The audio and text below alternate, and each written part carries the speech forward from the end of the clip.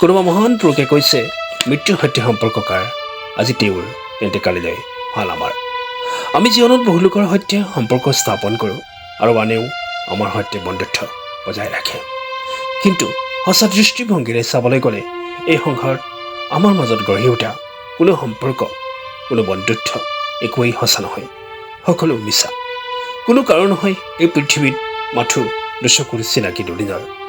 জীৱনৰ সৈতে আমাৰ প্ৰত্যেকৰে এক মধুৰ সম্পৰ্ক থাকে, কিন্তু মৃত্যুৰ সৈতে আমাৰ মাজৰ কাৰোৰে কোনো ধৰণৰ সম্পৰ্ক নাথাকে। যেতিয়া সময় আহে তেতিয়া মৃত্যুৰ আগত আমি হাৰ মানিবলগীয়া হয় আৰু জীৱনৰ পৰা বিদায় মাগিবলগীয়া হয়।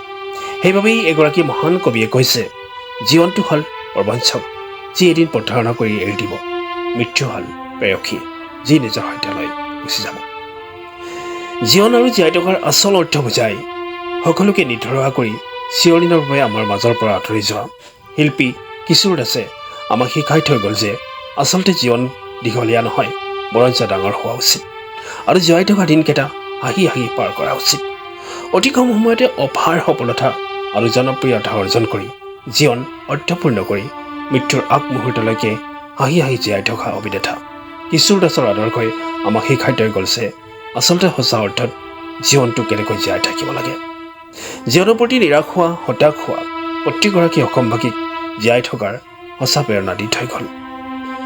1 বছৰীয়া দীঘলীয়া জীৱনে আমাক মাথো বিষাদ দিব যদিহে আমাৰ জীৱন এই পৃথিৱীৰ বাবে কোনো কামত নাহে, কিন্তু 30 বছৰীয়া ডাঙৰ জীৱনে জীৱন সাৰ্থক কৰিব যদিহে আমি মানুহৰ বাবে এই পৃথিৱীৰ বাবে কিবা কৰি থৈ যাওঁ। কিশোৰ দাসৰ বয়স মাথো 30 বছৰ আছিল যেতিয়া সি এই পৃথিৱীৰ মায়া এৰি গ'ল, কিন্তু সেই 30 বছৰৰ ভিতৰতে তেওঁ সম্পূৰ্ণৰূপে জীৱনটো উপভোগ কৰাৰ উপৰিও পৃথিৱীত তেওঁৰ যি কৰণীয় আছিল সেয়া কৰি থৈ গ'ল।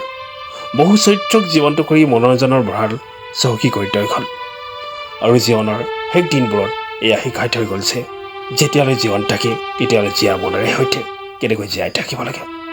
তেওঁৰ অন্তিমখন চিনেমা দাদা তুমি দুঃস্থবাৰৰ বাবে মেডিকেলৰ বিচনাৰ পৰাই ছবিখন চাবৰ বাবে অসমবাসীক অনুৰোধ জনাই শ্বুটিঙৰ সময়ৰ স্মৃতিবোৰ ৰোমন্থন কৰাৰ ভিডিঅ'টো চাই দুচকুৰে দুধাৰি চকুৰে বৈ গ'ল। জীৱন আৰু মৃত্যুৰ মাজৰ এই মুহূৰ্তত হাঁহি থাকিবৰ বাবে জীৱনৰ প্ৰতি কিমান ইতিবাচক মানসিকতা থাকিব লাগিব এয়া বুজাই কোৱাৰ নিশ্চয় প্ৰয়োজন নাই। আচলতে সেয়াই হৈছে জীৱনৰ নাম।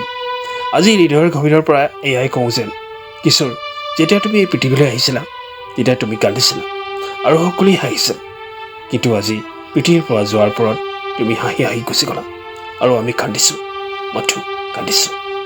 কিশোৰ, তুমি য'তেই আছা শান্তিত থাকিবা আৰু আমাক আশীৰ্বাদ কৰিবা যাতে আমিও তোমাৰ দৰে জীৱনৰ মূল্য বুজিব পাৰোঁ।